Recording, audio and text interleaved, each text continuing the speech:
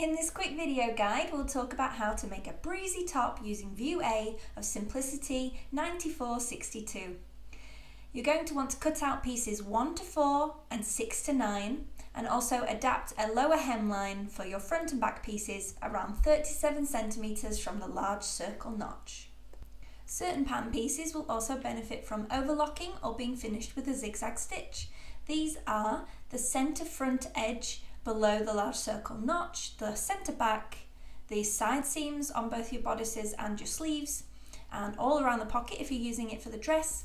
Plus, when you construct the armholes and inset the sleeves, I would then go and overlock that edge too.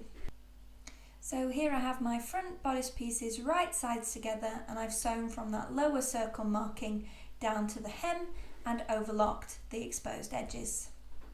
Next we're going to make button loops. So these are your strips folded in half lengthwise with right sides together and then stitched with a 6mm seam allowance. And then you will use a needle or a loop turner, or however you like to do it, to turn these right side out. And then I like to just give them a roll to ensure the seam allowance is all curled up inside them. One loop piece will actually make 2 loops because you will cut it in half to be the perfect length. Then bring the ends together as shown and hold with a pin until you can machine baste.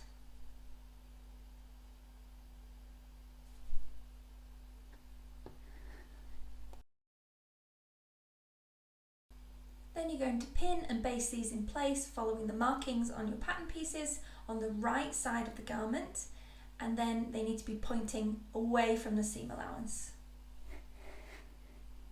Now we're going to create our neckline facing. You can see I've fused interfacing to the wrong side of each piece. Now I'm pinning right sides together below the circle marking and keeping the notches on the outer edge away from the pins. You can sew that short seam starting at the circle marking, and then you're going to open out and press over the notched edges by 6mm on each side. You can actually also press under the lower edge of the facing by 6mm at this stage too, but I chose to save this until later. Then to install the facing onto the front bodice, you're going to place them right sides together. I've actually opened up my front bodice to keep one half out of the way while I pin. You'll pin the facing in place, matching the raw edges of the unnotched unfolded side, and importantly, you want the large circle marking on the facing to sit on top of the large circle marking on the bodice so that the two match. Then you'll keep everything else out of the way below that point. Let me just lift that up so you can see. Keep the rest of the facing and the other half out of the way below that circle, and then when you stitch down the length of the facing, you'll stop stitching right at that circle where the stitching line starts at the bottom of the facing. Here we are, I've stitched it right sides together, and I'll quickly flip through to the right side to show you how it should look. Looking gorgeous. Let's turn it over and have a look at the back. Here on the back you can see the stitching starts at the correct place.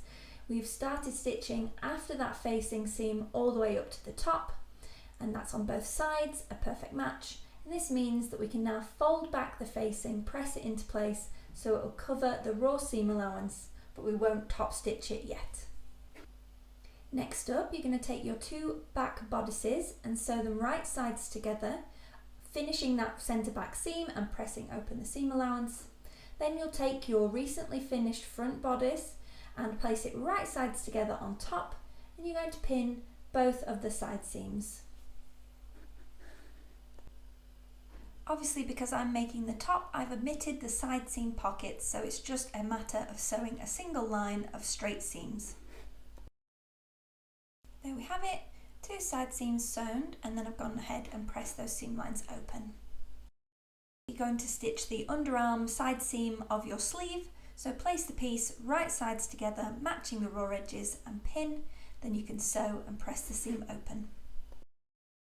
Here is our pressed open sleeve seam, and you're going to want to turn it so that the sleeve hem is closest to you. First you'll press over 1.5 centimeters.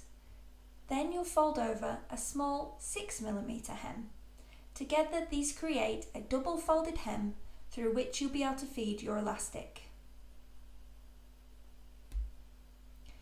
Press and double press all the way around the hem, pinning it in place, and then when it comes to stitching close to the edge, leave a small 1 or 2 centimetre gap through which you can feed your elastic.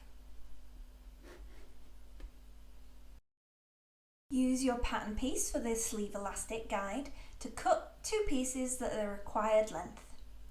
Then it's as simple as taking a safety pin or a very thin bodkin, attaching it to one end of the elastic and making sure it's closed securely. And then you'll push the safety pin through the channel, through the opening you left in the stitching, until it gets all the way around to the other side.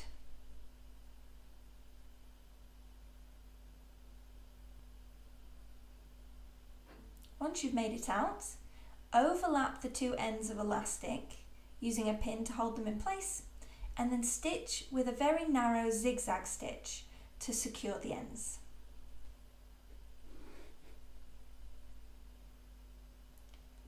Here we are, there's that stitch seam, and then we're able to fold over the remaining part of the channel and pin the fabric in place.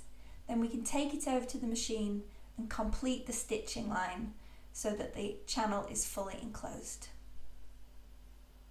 There you have it, a lovely enclosed elastic hem, and you can just redistribute the gathers so they sit evenly, snip any loose threads, and voila, a beautiful sleeve hem. Repeat for the second sleeve to create a matching pair. Then you can install your sleeves into your bodice by placing the fabrics right sides together and matching the front and back armholes. Ensure the seam lines and notches meet and secure with a pin. Then you're going to pin around the entire U shape of the seam. Raglan sleeves are actually nice to construct and sew because they're so open, meaning you have a bit more room at your machine. They're great for beginners. When that's all pinned, you'll be able to sew the U-shaped seam. Our instructions actually tell you to sew it twice and then trim down the seam allowance. But if you're using your overlocker, you could obviously sew once and then use your overlocker blade to trim down the seam and create that second row of stitching. Sew your 2 ruffle pieces right sides together and press the seam open. And then I recommend pressing in half wrong sides together to establish a fold line before then moving to the ends and turning those right sides together. This is so you can pin that short edge of the ruffle and then sew across just that short edge. So once you've got that stitched, you'll go ahead and trim down the seam allowance on an angle to reduce any bulk in the corner. And then I like to press back the seam allowance on each side to create a nice crisp corner. You can just do this with your fingers or with an iron. And once that's pressed back, then you can turn through the corner. Here we go, and if needed, you can still use a little point turner, a seam ripper if you're careful, a pencil if you're feeling nervous, and just poke out the corner to keep it nice and sharp.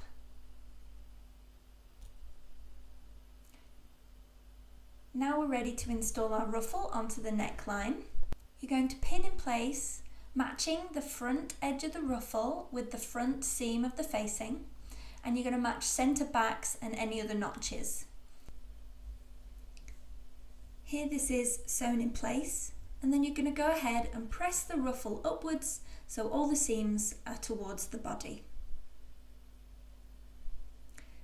When it's finished, the facing will neatly curl over to the back and look something like this.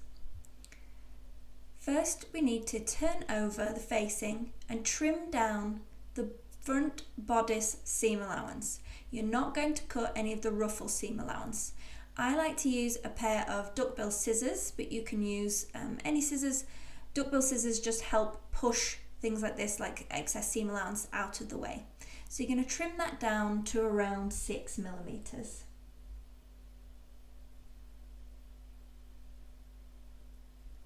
Once that's out of the way, you're going to create a double folded hem similar to the sleeve hems that will give you a channel to insert your elastic.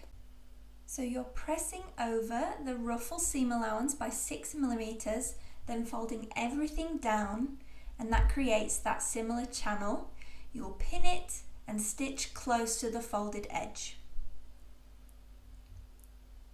Then you'll be able to get your elastic guide and cut a piece of elastic the required length for the neckline, and then use the same trick with a safety pin attached to one end to push the elastic through the channel you've created. The opening is right next to the neckline facing. Push all the way along just as you did before. Mine's going a little bit fiddlier as you can see on this video, but the same method of pushing throughout the casing.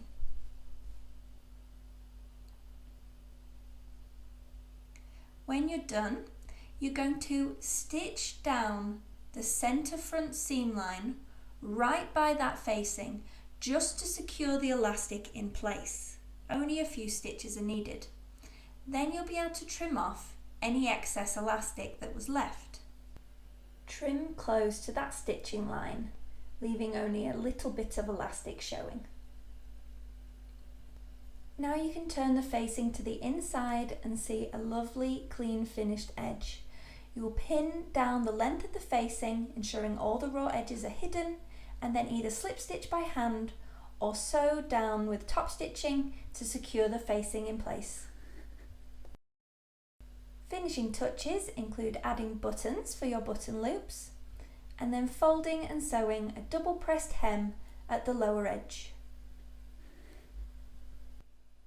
Congratulations, you've just made a easy to wear floaty blouse with on-trend ruffle neckline, cute button loops that can be worn open and closed, and elastic hem cuffs. I hope you've enjoyed this sew along. Please let us know in the comments if you're going to make the blouse, and thanks for watching.